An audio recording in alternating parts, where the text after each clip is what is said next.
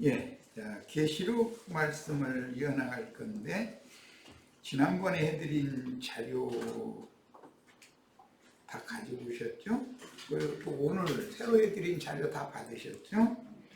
자, 에스겔 18장 4절부터 이제 나갑니다. 모든 영혼이 내게 속한지라 아비의 영혼이 내게 속함 같이 아들의 영혼도 내게 속하였나니 범죄하는 그 영혼이 죽으리라. 또 누구든지 하나님께 범죄하면 범죄자 자신이 죄를 당한다. 쉬운 표현으로는 이렇게 번역될 수 있는 거예요. 여기에서 아비의 영혼, 그 다음에 아들의 영혼 이렇게 나왔는데, 이것은 우리는 그 아버지와 아들의 관계에 대해서는 여러 번 말씀을 들었기 때문에 앞선 말씀을 맡은 선지자를 아버지라고 그러고, 말씀을 대를 이어서 전하는 그 후대 선지자를 아들이라고 그런다는 기본 개념을 이해를 하셔야 되겠어요. 아비의 이가 시다, 신포도를 먹었다, 그렇다고 해서 아버지의 이도 신 건 아니다. 아버지가 이가 시다고 해서 아들도 이가 신 건 아니다. 지금 이제 그런 말인데, 이 말은 교회에서 인도자의 어떤 흠결이나 허물이 있었으면 그 사람은 자기 죄로 하나님 앞에 형벌을 받을 것이고, 그에게 가르침을 받던 자녀들은 또 각자 자기의 죄로 하나님 앞에 형벌을 받는다. 하나님은 각각 부르시고 형벌을 할 때도 각각의 그 믿음, 신앙에 따라서 각자가 행한 대로 갚으신다. 지금 그 말이에요. 이런 말을 오래 해가지고서 육신적으로 아버지가 신포도 잡숴가지고 이빨이 신가 내 이빨도 신나 안 신나 나는 안 신데, 이런 식으로 해서 가면 안 맞는 거예요. 자, 유다서 1장 20절로 23절. 사랑하는 자들아, 너희는 너희 지극히 거룩한 믿음 위에 자신을 세우며, 굉장히 중요한 말이에요. 지극히 거룩한 믿음이라는 것은 예수 그리스도께로부터 계시로 부어주신 믿음을 말하는 것인데, 이것은 귀신의 믿음, 세속인들의 그 종교인들의 믿음과 반대되는 개념으로 의도적으로 한 말이에요. 지극히 거룩한 믿음. 바울이 사울일 때 유대교를 난 지나치게 믿었다, 그런 믿음과 지금 대변하는 말이에요. 그래서 예수 안에서 나온 믿음이어야 되는 거예요. 자, 성령으로 기도하며 하나님의 사랑 안에서 자신을 지키며 영생에 이르도록 우리 주 예수 그리스도의 긍휼을 기다려라. 이미 예수 그리스도를 처음 믿을 때 사망에서 생명으로 옮겨졌죠. 그런데 영생에 이르도록 믿음을 또 지켜야 된다, 이렇게 표현이 됐어요. 그러니까 믿음이라는 것은 처음 한 번 믿은 것으로서 완성되는 건 아니다라는 것이죠. 그건 첫걸음일 뿐이다, 이제 그런 뜻이에요. 어떤 의심하는 자들을 긍휼히 여겨라. 또 어떤 자를 불에서 끌어내어 구원하라 그랬는데, 마귀와 그 사자들을 위하여 준비하신 꺼지지 않는 불에서 복음을 전파함으로 꺼낼 수가 있는 것이죠. 나오게 해줄 수 있는 거예요. 그러니까 자신을 건축하는 면도 있고, 복음을 전해서 사람을 얻어서 교회 모임에 함께 모이도록 해야 되는 면도 있고, 교회 건축이라는 것은 항상 양면이 있기 때문에 그 두 면을 다 정확하게 다뤄야지, 어떤 한 면만을 자꾸 주장을 하고 하다 보면은, 예를 들자면 세상 쪽에는 지나가는 아저씨 아주머니들 그냥 축복 준다 해가지고 사람의 손으로 지은 큰 예배당에다가 다 불러 모아가지고 막 그 도깨비 굿이나 하고 앉았고, 그렇게 하는 것이 목회 성공이고 교회를 세우는 거라고 착각하고 있는 거예요. 그것은 전부 육의 무더기, 민수기에 나오는 기브롯 핫다 아와라고 하는데 그게 육의 무더기단 말이에요. 왜 그 얘기가 나왔는지는 잘 아시죠? 고기 달라고 해서 하니까는 메추라기 고기 잔뜩 줬더니 먹을 만큼만 잡아가지 않고서 그냥 잔뜩 잡아다가 호 떠가지고 말려놓고 이제 이러고 있으니 하나님 보다 이 인간들은 도저히 이거 어떻게 해볼 수가 없다 싶으니까는 그 포토소 말린 고기 이 사이에서 다 씹어가지고 목구멍에 넘기기 전에 다 쳐죽여버렸다는 거잖아요. 그러니까 그게 뭔 뜻이에요? 세상 교회에 모여가지고서 축복 내놓으라고 뭐 돈 내놓으라고 뭐 사업 잘 되게 해놓으라고 뭐 막 요구를 했으니까 요구를 처음에는 들어준 거예요. 어린아이 때는. 그런데 이게 타고난 욕심은 이거 어떻게 해볼 수가 없어. 어린아이 때 기도를 하니까 즉각적으로 응답이 오죠. 이게 말하자면 애굽의 하수에서 메추라기 때 동풍 불게 해가지고 이렇게 보낸다는 거예요. 그러면 저 먹을 만큼만 먹고 감사함으로 받고 내일은 또 보내주세요. 그러면 되잖아. 그냥 진종일 땀 뻘뻘 내가면서 메추라기 잡느라고 그날기를 해가지고서는 다 잡아가지고 포 떠가지고서 햇빛에다가 말리고 앉고 그러다 보니까 하나님이 얼마나 이놈들은 이건 도저히 안 되겠다. 인간의 욕심이라는 건 한두 끝도 없구나 해가지고 그 잔뜩 긁어 모은 거 이런 거 전부 목구멍에 넘어가기도 전에 이 사이에 껴있는 중에서 딱 죽여버린다는 거잖아요. 그러니까 속세에서 세상 축복 달라고 했으니까 어린 아기 때는 그거 줘야지. 안 주고 이거 안 돼. 그러면은 아기가 이겨요? 엄마가 이겨요? 발뒤꿈치 피나도 상관없어. 막 문지러대고 이러고 있는데 어떻게 할 거요? 그건 달라는 거 줘야지. 그건 달래느라 그런 것이지 계속 그걸 주자는 목적은 아니잖아. 그거 먹으면 뭐 아토피 생기고 뭐 두덕두덕해지고 뭐 하는 건데 엄마는 그거 주면 안 된다는 걸 알고 있죠. 근데 아이스크림 맛이 얼마나 사람을 홀리게 만드는지 애기들은 그거 한번 맛보였다가는 날마다 그거 사달라고 안 줄 수도 없어 이놈 거. 그런데 어른 됐는데 청년이 돼서 군대 갔다 온 나이가 됐는데 엄마 나 아이스크림 오늘도 하나만 날마다 이러고 앉았으면 씨앗대기 올려서 치는 거지 뭐. 이놈아 지금 너 정신 차려 이놈아. 그래가지고 내 품에 손잡게 주겠어 너 이 모양 해가지고.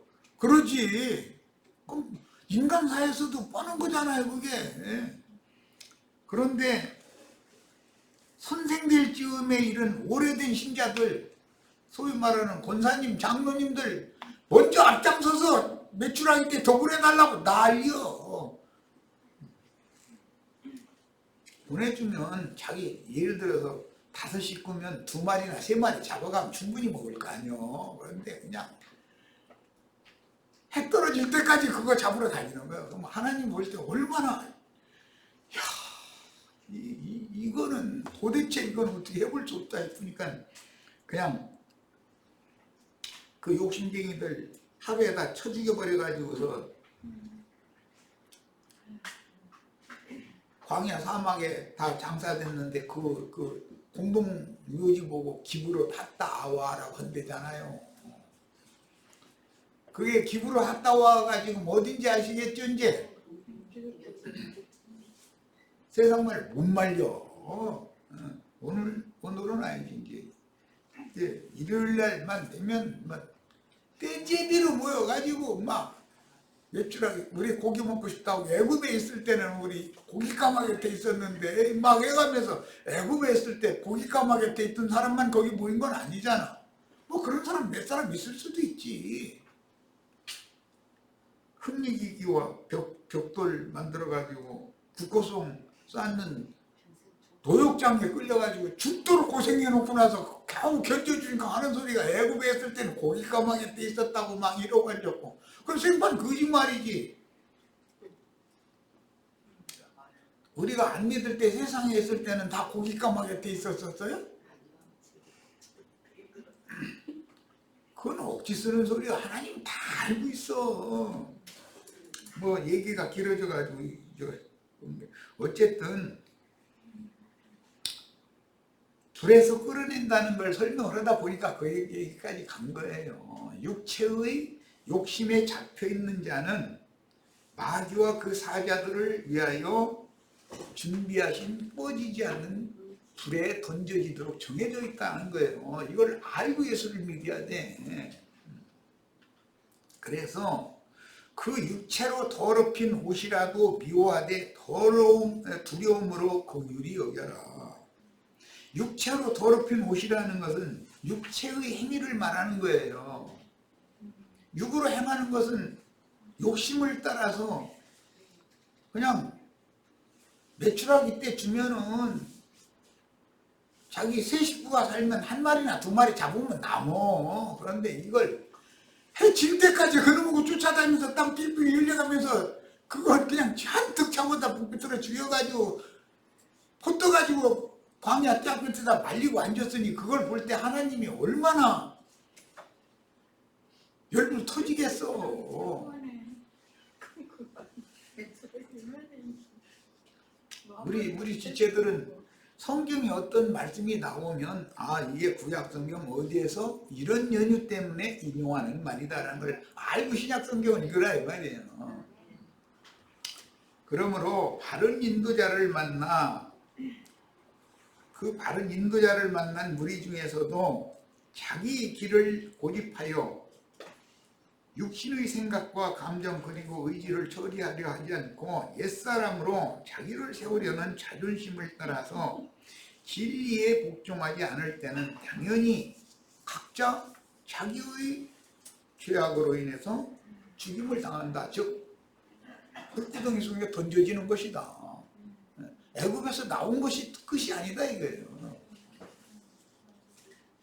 그러므로 우리는 올바른 인도자를 만나 바른 진리를 함께 추구하고 따르는 무리에 가입되는 문제와 각 개인의 온전함을 이루는 문제 양면을 균형을 잡아서 어느 한쪽으로 치우치는 어리석음을 금하지 말아야 합니다. 개인적으로 온전케 되는 것만 추구한다 하는 사람들은 속생명파라고 그러죠. 개인적으로 뭐 지가 뭐가 되는 이것만 자꾸 추구해. 그럼 그것은 그쪽으로 치우친 거예요. 개나 거리나 그냥 아주머니 아저씨들 다 불러 모아가지고서 돛대 시장 만들어 놓으면 그것대로 또 치우친 거예요. 그런데 양면을 균형 잡아서 교회 생활을 실행을 해야 된다 이 말이에요. 어떤 인도자와 한 무리를 짓는 외적인 건축에만 관심을 갖는다면 우주적인 하늘 성전을 주님께서 친히 지으실 것이라는 하나님의 집은 사람이 지을 수 있어요? 없어요? 새 우주는 누가 지어야 돼요? 하나님이 거처는 하나님이나 친히 지어야 되는 것이 사람이 하나님을 위해서 무슨 집을 지어? 말이 안 되는 소리죠. 자, 사람의 일을 통해서 소위 많은 사람을 자기들의 무리에게로 이끌어 편당을 짓는 자들은 야심이 가득한 탁월한 은사자가 이게 문제다. 말 잘하고 아주 두뇌도 명석하고 그래가지고 사람들을 설득하는 재주가 있어. 그리고 불러 모아가지고 울리고 웃기고 자기 하고 싶은 대로 오늘은 울려야지 싶으면 강대상에 딱 올라와서 5분만 지나면 다 울어. 오늘은 좀 웃겨야지 하면 강대상에 올라가가지고 5분 지나면 다 웃어. 그런 능력이 있어. 그런데 그들이 육적 야망을 감추고 즉 자기가 좋아하는 모든 자로 자기의 아내를 삼으려는 야심, 자기 몸만 기르고자 한다 이제 신앙이 그랬는데 그런 육적인 야심이 속에 감춰져 있다 이거예요. 그래서 다 자기만 바라보고 자기만 따라야 돼. 그런 야심이 속에서 불타는 사람들은 주님의 교회를 세우는 것이 아니라 자기 몸만 기르게 돼 있는 거다. 우리는 영을 분별을 해야 돼. 아, 저 인간이 나를 자기 종 삼으려고 그러는지 그리스도의 신부로 중매하려고 그러는지를 들어보면 알잖냐. 이게 바보가 아닌데 모든 사람 영이 있잖아. 그런데 들어보고도 분별이 없다라는 것은 너무 갓난아이라 분별력이 없거나 거듭나지도 않았거나 둘 중에 하나일 거다 이거예요. 반면에 개인 신령주의만 관심하다 보면 분명한 소속감을 소홀히 할 수가 있으므로 성경의 계수법은 어느 지파의 수장의 명의 하에 그 지파 사람들이 계수가 되는 거예요. 그래가지고 12지파 총 수를 계산하되 이스라엘의 총회를 계수를 하되 각 지파별로 계수를 하는 거예요. 그것이 성경이에요. 그러니까 양면을 다 해야 되는데 양면을 다. 예를 들어서 베냐민 지파에 속한 사람이라고 해가지고 갓난아이를 군대로 모집할 수는 없잖아. 자라야지 20세 이상으로. 그런데 또 다 20에서 30대 되는 사람들만 다 있으면 그럼 그 부대를 누가 지휘를 할 거예요? 그래서 50, 60대 장로들이 필요한 거 이제 어른들이 그리고 각 지파의 수장이 되는 머리가 필요하다 이거예요. 그래서 각 지파장이 길을 딱 잡고서 맨 앞에 딱 서면은 그 다음에 순서대로 차수에 따라서 이렇게 줄을 서는 거예요. 전쟁에 나갈 때도 훈련을 할 때도 항상 지파 단위로 했다. 이게 이제 그 가나안 족속들의 군대 제도와 다른 것이 그거예요. 가나안 족속들의 군대 제도는 천부장, 백부장, 50부장, 10부장, 패장 이런 식으로 해서 인위적인 체제를 한단 말이에요. 그러나 이스라엘 나라의 군대 체제는 어느 지파장과 그 지파에서 어른들, 그 다음에 청년들 순서로 훈련도 하고 전투에도 투입이 되는 거예요. 이렇게 하는 것은 생명의 법칙이다 이거예요. 생명의 법칙. 이스라엘은 생명의 법칙이고 가나안 족속들은 인위적이다 이거예요. 인본주의다 이거예요. 인위적으로 똑똑하고 머리 좋은 놈. 그런 사람이 어느 부대의 천부장이 될 수도 있고 진급을 잘해야 되니까 말하자면 이거는 너무 인본주의다. 그런데 그런 인본주의를 모세의 장인이 딱 갖다 넣어주니까 기독교계에 있을 때는 내가 이런 얘기하면 제가 무슨 소린가 그래. 못 알아들어. 모세의 장인이 허락하는 대로 것이 뭐가 잘못이냐 막 잃어버려. 아니 가나안 족속의 군대 체제를 해야 돼요. 그것은 인본주의잖아. 인본주의. 하나님의 나라의 군대 체제라는 것은 생명률에 따라 생명의 법칙에 따른단 말이야. 어느 계보에 속한 누구냐 이걸 본단 말이야. 바벨론에서 돌아온 무리를 계수할 때도 마찬가지잖아요. 무슨 지파에 속한 멧대손 누구다 이게 정확해야만 예루살렘 아니면 팔레스타인 땅에 거하는 걸 허락받을 수가 있어. 그 나머지는 가짜들이니까 돌려보내는 뿌리는 거예요. 이런 원리를 전부 정확하게 아셔야 돼. 나는 그래서 그 신약의 용어로는 그게 로마서 8장에서는 생명의 성령의 법칙과 죄와 사망의 법칙이다. 육체의 법칙이라는 건 죄와 사망의 법칙이잖아요. 영의 법칙이라는 것은 생명의 성령의 법칙인 것이고 이거는 생명의 법칙과 율법이라고 하는 율법의 법칙, 죄와 사망, 육체에 상관된 율법의 법칙이 어떻게 다른지를 알아야 된다 이 말이에요.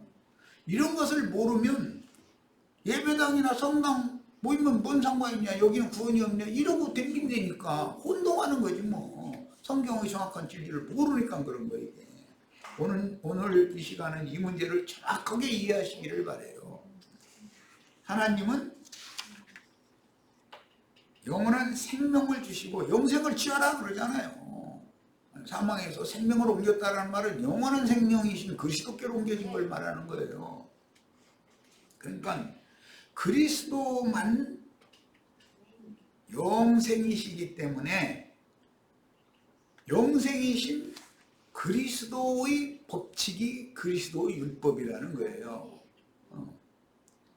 이런 모세의 율법은 정죄하고 죽이는 법칙이잖아요. 예수 그리스도의 율법, 그 법칙은 죽은 자를 살리고 없는 것을 있게 하시는 법칙이잖아요. 이런 것을 구분을 잘 하시기를 바라요. 그러므로 우리는 개인적인 온전함을 추구하되 또한 분명한 소속을 갖고 말씀은 피를 말하는 내용은 이제 피지요. 말씀을 피라고 그러죠. 생명의 말씀은 피라고 그래요. 진리의 말씀은 누리라고 그래요. 그런데 두 가지 말씀이 다 필요해요. 그런데 계속해서 맹물만 마시면 전도를 하러 갔다가 누가 자기가 안다고 하고 알고 있다고 생각하는 그 관점과 다른 어떤 관점을 가지고 나오면 기어붙여버려. 웩 거려. 비상해가지고 막 그래도 자기 멋대로 안 되면은 막 나둥물어가지고 간질병 일어나 버려. 그래서 맹물만 마시지 말고 젊은 디모데는 날마다 맹물만 마시고 살았어? 그 말이 물질적인 그 말이 아니잖아. 교리 추구만 너무 하려고 하지 말고 말씀이 육신이 되어진 생명의 말씀 추구를 겸해서 조금씩 해라. 그 말이지. 그러면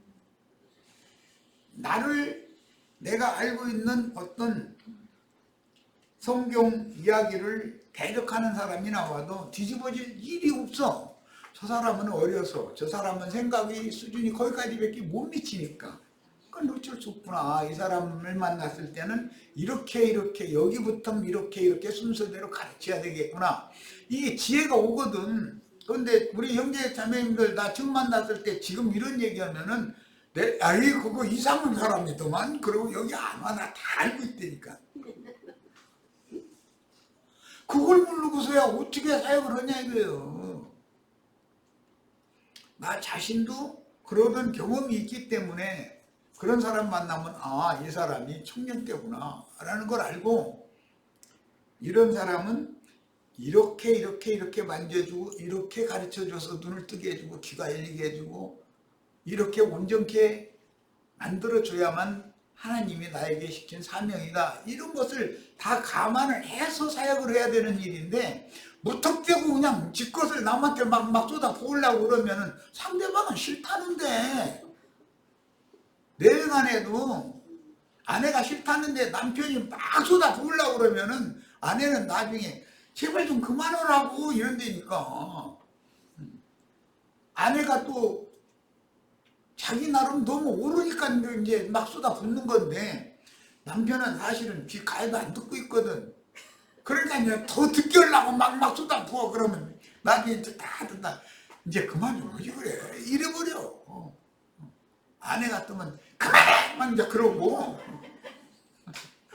남편은 이제 그만하면 안 되겠어 이러지. 약간 차이는 있지만 어쨌든 듣기 싫다 그 말이잖아. 뭘 그렇게 쏟아부으려고 난리여.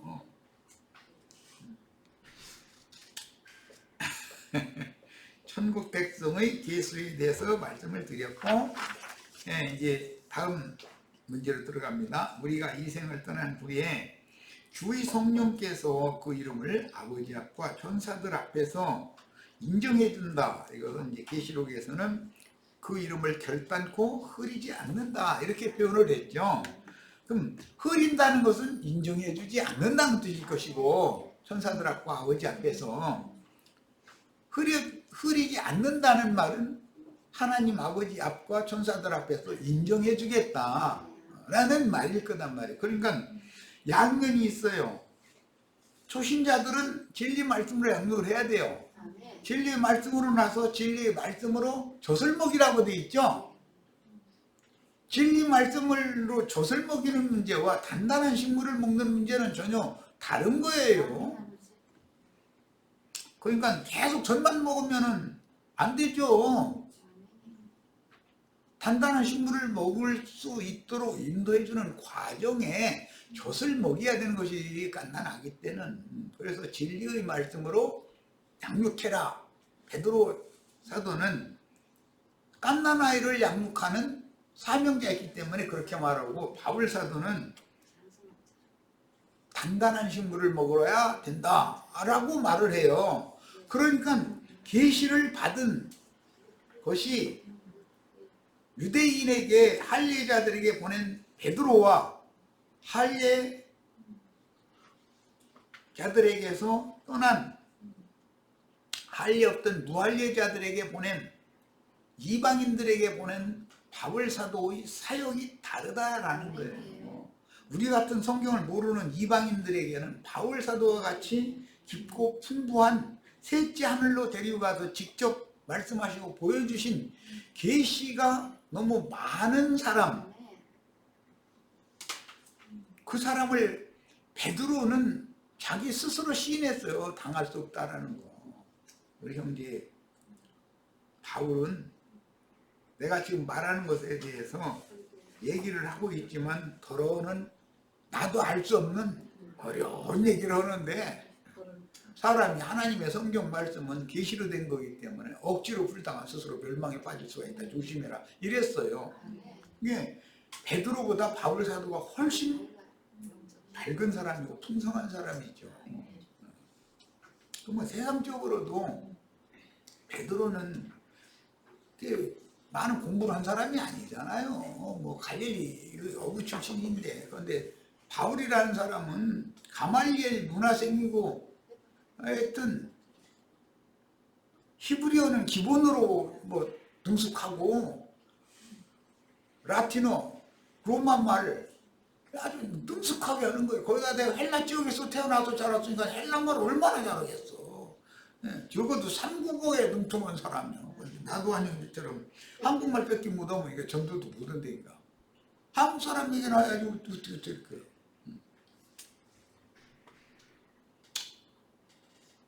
조금 기다리시면 이제 계시록은 뭐 내년쯤에는 이제 일본부터 뭐 영문으로도 이제 번역해서 배포를 하려고 그러는데, 나 죽기 전에 그 계시록을 마치고 죽어야 할 텐데.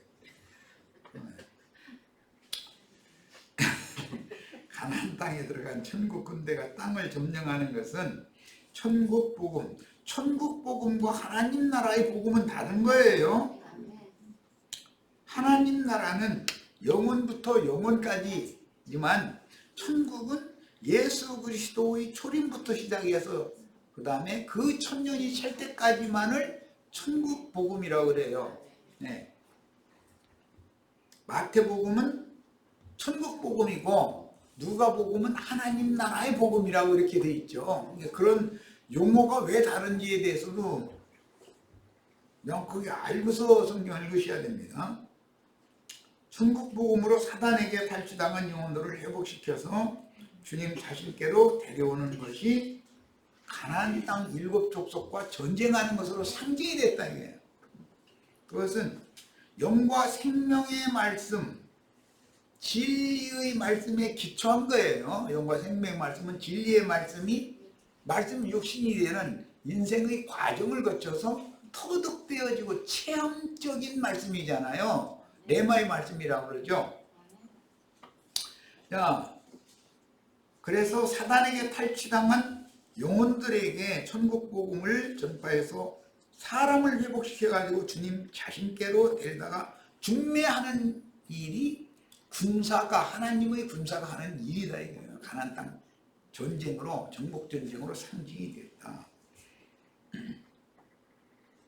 예루살렘과 유대와 사마리아와 땅끝까지 이르러 나의 증인이 되어라 라는 말은 땅끝까지 땅끝까지 천국 복음이 전파되어져서 사람들이 주님께로 돌아오면 하나님이 온 땅을 정복하는 거다 이거예요. 그게 사람의 영과 마음이 주님께로 돌아와야 가나안 땅이 정복되는 것이다 그런 말이에요. 자, 구속받은 형제자매들이 주님의 교회 안에서 한 하나님, 한 주, 한 성령으로 인하여 한 몸을 건축하는 이상을 따라 서로 연락하고 상합하는 모임을 갖는 목적은 이거 이제 신앙 공동체다 그러는데 교회죠. 각 개인의 영혼이 온전케 되어 하나님의 성령께서 거하시고 다스릴 처소로 세움을 잇는 거예요. 이 처소는 단체적이다. 단체적인 주님의 처소 안에 소속되어져 있는 개인이어야 된단 말이에요. 로마교의 니골라당의 종교적인 체제와 제도에 대항하여 일어났던 이 로마교의 종교적인 그 체제와 제도는 이드로가 모세에게 일러준 거잖아요. 가나안 족속들의 군대 체제예요, 그게. 그런데 하나님 나라의 군대 체제는 각 지파의 수장의 머리된 아래 그 명의 하에 순서대로 줄을 서게 만들어 놓는 거예요. 장로들, 집사들 이렇게 그게 이제 군사들이니까 소위 말하는 평신도들은 세상 교회 평신도들은 전쟁을 할래야 할 수도 없어요. 전만 먹는 아이들이 무슨 전쟁을 해.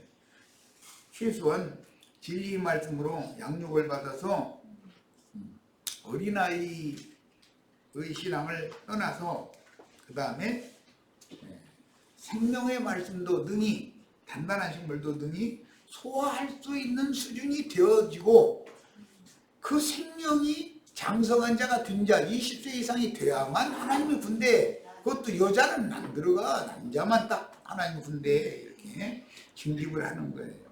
우리 형제 자매님들은 모두 다 하나님의 군대에 징집될 자격이 있는지의 여부는 반세계의 성전세를 내야 돼요. 반세계의 성전세라는 것은 그리스도와 합하면 한 세계이 되죠. 각자 자신의 몫을 잘 감당할 수 있는 그리스도의 분량을 다 세금으로 낼 수 있어야 된다 그 말이에요. 하나님의 성전을 위해서 내는 거예요. 그게 하나님의 집을 건축하기 위해서는 이게 신약에서는 진리의 사랑 안에서 연락하고 상합하여 스스로 세우느니라 이랬어요. 예.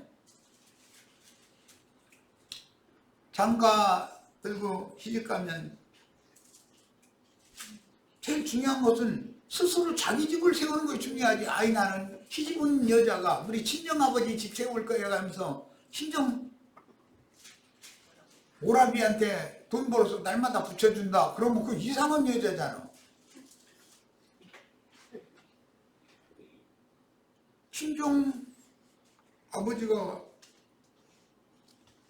나 시집 보낼 때 뭐 많이 주려고 그러면 친정 오라버니하고 올케는 얼굴 찡그려. 출가 외인인데 왜 많이 주냐 이거야. 이런 식이요. 그건 일단 친정을 떠나면 본토 친척 아비집을 떠나면 친정은 잊어버려야 돼. 친정은 친정 그 아버지의 대를 이을 친정 그 오래비나 혹은 친정 자기 저 남자 동생이 있을 거 아니야. 그쪽은 그쪽이 알아서 대를 이어가고 그쪽 집안 세우겠지. 내 집안을 세워야지. 나는 시댁 집안이 세우러 왔다 해가면서 날마다 돈 벌어가지고 시아버지 시어머니한테만 다 줘. 그럼 그거 이상한 여자잖아. 그럼 돼요?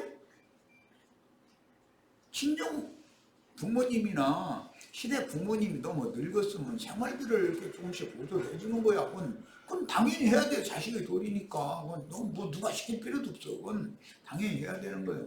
그러나 자기 집 세울 돈도 하나도 안 남겨놔두고 다 줘버려. 그럼 아버지 지금 따라 죽을 거예요? 그런 게 어디가 있어. 자기 집을 세워야지. 우선 자기 쓸 거 쓰고 남는 걸로 주세요. 효도하신다고 무조건 하고 다 주려고 하시지 말고 우선 자기 자식과 자기 자신들을 위해서 먼저 쓰고 그래도 남는 걸로 주세요. 이렇게 하면 불효자 만든다고 또 그러실까 모르는데 내 집을 먼저 세우는 게 더 중요하다 이 말이에요. 야, 왜 이야기를 이게 하느냐. 교회를 건축하는 원리를 설명하느라고 그래요. 세상교회에서 나왔는데 세상교회에서 나온 사람이 그 목사님한테 11조 헌물을 매달 보내. 그럼 그 미친 사람이죠. 거기서 나와서 나도한 형제한테 이제 가르침을 받아. 그럼 나도한 형제한테 매달 자기 살림을 거 뭐 아무것도 없어. 그냥 뭐 생기는 대로 나도한 형제한테 다 갖다 바쳐. 그럼 그거 미친 사람이죠. 무슨 내 집부터 내보는 거예요. 내 집부터. 그 얘기 하다 보니까 그 세상사를 비유를 한 거예요. 베드로전서 2장 4절로 5절 사람에게는 버림바가 되었으나 하나님께는 택하심을 입은 고배로운 산돌이시니 이게 보석돌이죠. 거룩한 성 예루살렘은 보석 12보석돌을 기초석으로 삼은 그 위에다 세우는 거잖아요. 그 보석돌은 창세기 2장에 나오는 말이에요.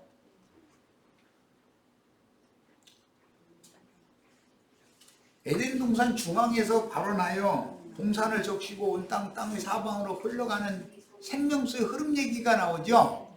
그 말씀에서 예수님이 제자들을 파송하실 때 예루살렘과 유대와 사마리아와 땅끝까지 나가서 전도를 해라 라고 했어요. 그것은 생수를 흘러내보내줘라고 말해요. 그런데 그 생명수가 흘러가는 곳들은 정금이 있는 하윌라 땅을 흘러간다는 거예요. 이제 세상에서는 그거 보고 이제 그 사금이라고 그러는데 모래 위에 이렇게 모래를 퍼다가 이렇게 보면 그 속에 금이 섞여 하는 그런 건데 우리나라 그 신라 시대 때 그 금문화가 굉장히 발전했잖아요. 경주 지역에는 사금이 그렇게 많이 나왔다는 거예요. 그러니까 흔해 터진 게 금이지 뭐. 신라에서는. 교회 안에서는 금이 흔해 터지시기를 바래요. 금이라는 건 하나님 신성을 상징하는 말이에요. 베드로전서 2장 9절 그러나 너희는 택하신 족속이요 왕같은 제사장들이요 거룩한 나라요 그의 소유된 백성이니. 이게 얼마나 중요한 말인지를 아셔야 돼. 이는 너희를 어두운 데서 불러내어 그의 귀한 빛에 들어가게 하신 이의 아름다운 덕을 선포하게 하려 하시니라 그랬어요.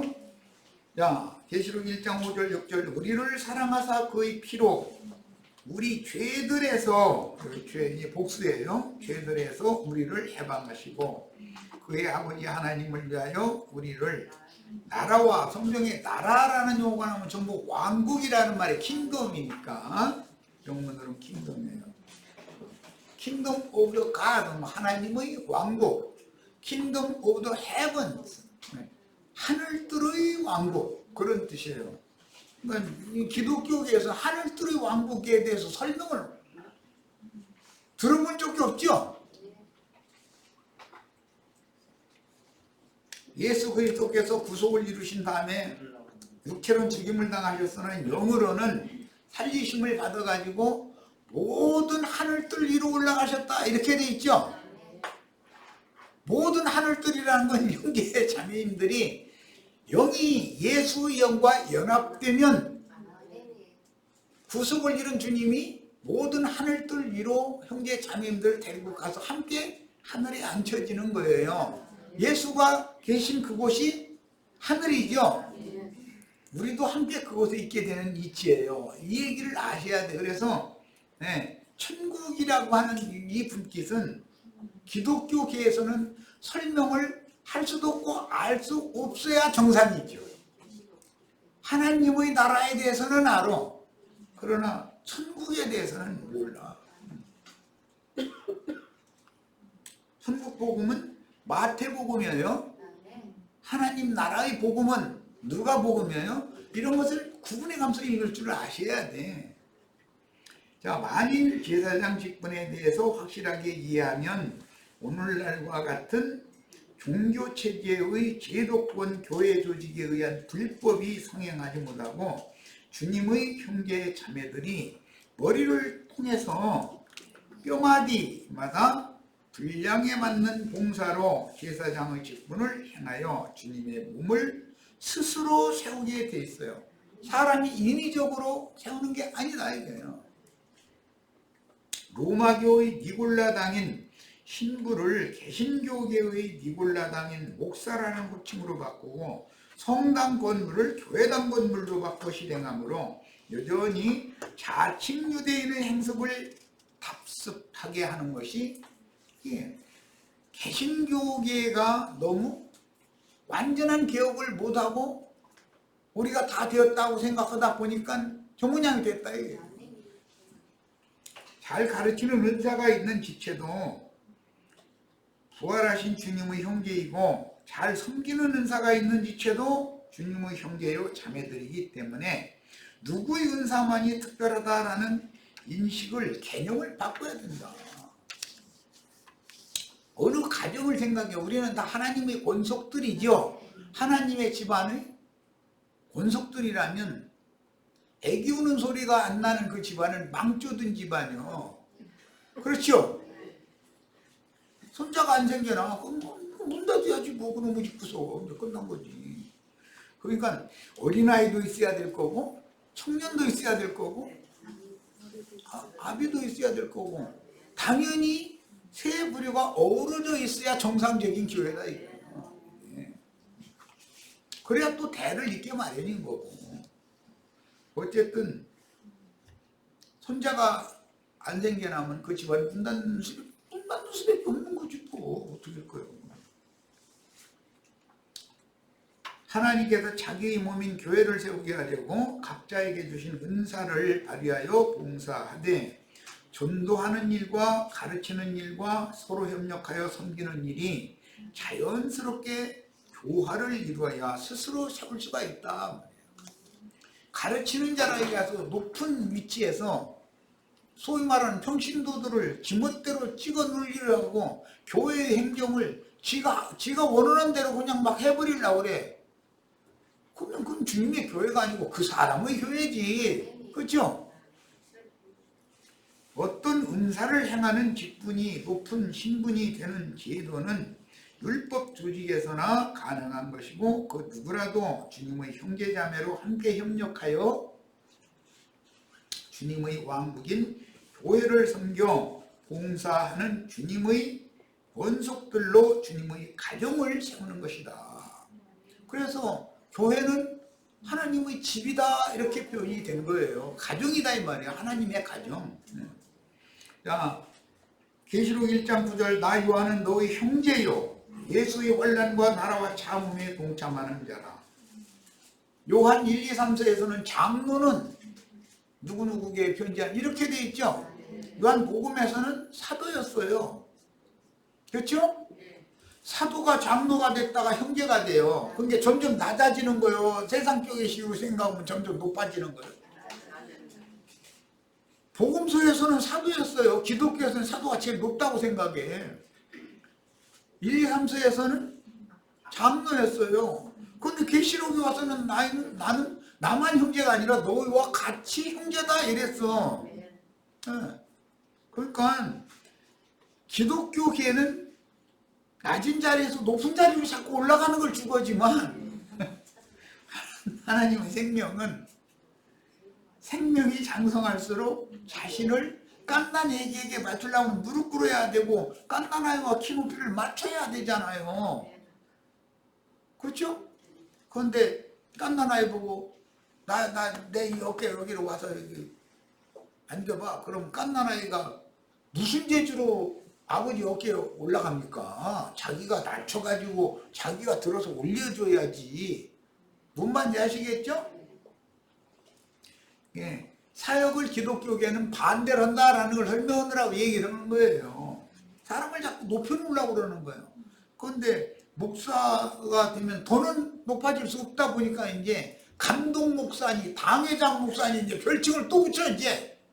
그리고 나머지는 부목사 이러고 목사 세계에도 또 차별을 또 둬버려. 그럼 뭐 하자는 건데. 계시록 19장 9절로 10절 천사가 내게 말하기를 기록하라. 어린 양의 혼인잔치에 청함을 받은 자들은 복이 있도다. 누구를 지금 청하는지는 이제는 충분히 아시겠죠? 하고 또 내게 말하되 이것은 하나님의 참된 말씀이라 하시기로 내가 그 발을 앞에 엎드려 경배하려 하니 그가 나에게 말하기를 나는 너와 및 예수의 증언을 받은 내 형제들과 같이 된 종이다. 요한이 한 말과 똑같죠? 삼가 그리하지 말고 오직 하나님께 경배하라. 예수의 증언은 예언의 영이라 하더라. 22장 8절로 9절 마지막 이것을 보고 들은 자는 나 요한이 내가 듣고 볼 때 이 일을 내게 보이던 천사의 발 앞에 경배하려고 엎드렸더니 그가 내게 말하기를 나는 너와 내 형제 선지자들과 또 이 두루마리의 말을 지키는 자들과 함께 될 종이니 요한복음 계시록 1장에서 사도 형제 요한이 한 말이잖아요. 그리하지 말고 하나님께 경배하라 하더라. 자, 여기에서 이제 형제를 서로 사랑하는 것이 형제 사랑의 교회고 빌라델피아 교회인데 이제 다음 시간부터는 이제 빌라델피아 교회 말씀에 넘어가야 돼요. 자, 그런데 이스라엘이라는 사람, 야곱이 이스라엘이 돼가지고 네 아내가 있는데 네 아내 중에 라헬을 가장 사랑했어요. 본처는 이제 레아와 라헬이죠. 그런데 나머지 세 아내가 난 아들보다 레아가 난 아들을 특별히 사랑했어요. 라헬이 난 아들을. 그러다 보니까 요셉을 날마다 채색 옷을 입혀가지고 뭐 했다 이제 이러죠. 그런데 하루는 심부름을 딱 보내는 거예요. 그 형제들은 들판에가 일하고 있는데 요셉은 채색 옷 입고 집에서 날마다 뚱땅거리고 놀고만 있는 거지 뭐. 그런데 너 심부름 좀 해라고 보냈더니 그 형제들이 아버지한테 대들 수는 없고 어휴 저는 왜 여기 나타나는 거야? 그러더니 상의를 하는 거예요. 아이고 이러지 말고 우리 날마다 너도 열불 터져 죽겠지? 너도 그렇지? 나도 그래 서로가 이제 의기투합이 된 거예요. 야 저는 뭐거든 붙잡아가지고 죽여버리자. 속 그만 썩고 우리도 이제 좀 죽여버리면 해결이 다 된다고 생각했으니까 그게 상의를 했겠지. 오자마자 그냥 아이고 형들 이 도단까지 요셉이 그 거기까지 찾아가느라고 17세 요셉이 거기까지 찾아가느라고 얼마나 무럭무럭 찾아갔더니 대뜸 오자마자 딱 붙잡아가지고 옷 홀딱 벗겨버리더니 구덩이다 갖다 집어 던져버리는 거예요. 막 형님들 왜 이래? 나 좀 살려줘 했을 거 아니야 뻔하지. 근데 그런 대포도 않고 그냥. 그런데 그때 아비의 심상에 올라서 아버지 눈에 밖에는 르우벤이 잔머리가 굴러가는 거예요. 아따 형제들 몰래 내가 숨어있다가 얼른 요셉에게 와서 요셉 건져내가지고 얼른 아버지께로 도망가가지고 아버지께로 가가지고 내 동생놈들이 이 아버지가 이렇게 사랑하는 아들 죽이려고 이 난리를 냈는데 내가 겨우겨우 해서 구해가지고 왔다고 해가지고 아버지 눈에 밖에 났던 것을 회복을 해보려고 꿈을 꾸고 있었는데